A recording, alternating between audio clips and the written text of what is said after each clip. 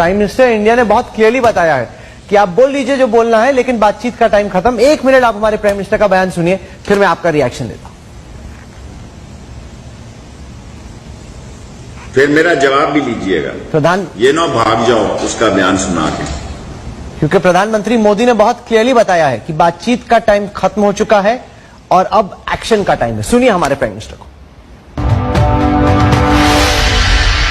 सुरक्षा बलों को लिए आगे की कार्रवाई तय करने के लिए समय क्या हो, स्थान क्या हो, स्वरूप क्या हो, वो सारे फैसले करने के लिए इजाजत दे दी गई है। जिंदगी की इतनी बड़ी गलती करेगा मोदी के सारी हिंदुस्तान की कौम पछताएगी कि किस शख्स को उसने मुंतखब किया और सारी हिंदुस्तान को सफा हस्ती से खत्म करा दिया। वाघा से लेके आसाम के बॉर्डरों तक नेस्तो नाबूद कर देंगे।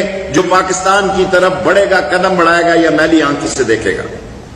ये भी नोट कर लेना आज मेरी बात। अपने देश को कब्रिस्तान न बनाओ। मोदी सरकार वोटों की भूखी सरकार अपने देश में वो आग जलाना चाहती है जिसमें सारा देश जल जाएगा।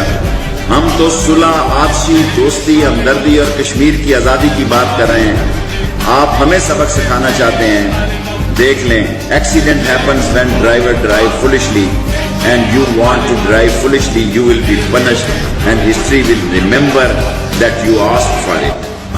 सर, आप जो कह रहे हैं ना, जिस तरह से आप धमकी दे रहे हैं, मैं आपको याद दिला दूं कि जब जंग हुई थी तो पाकिस्तान पिछली दफा आधा हो गया था। मुझे सब कुछ याद है और शायद सारी चीजों का बदला लेने का वक्त आ गया है। ये सारा कर्जा उतार देंगे। आए आप प्लीज, कम ऑन। ये सारा कर्जा समेत सूद के अदा करेंगे, मेरा वादा है आपसे। Sir, Pakistan I being 8-time federal minister, I'm promising you in the front of whole Indian nation कि सारे कर्जे उतार देंगे आपके बमासूद। और धरती याद रखेगी कि एक शेख रशीद ने लाहौर रेलवे हेडक्वार्टर से पैगाम दिया था कि बाग आ जाओ वरना तुम्हारी दास्तान ना भी होगी दास्तानों में। हम आपको नेस्त नाबूद कर देंगे।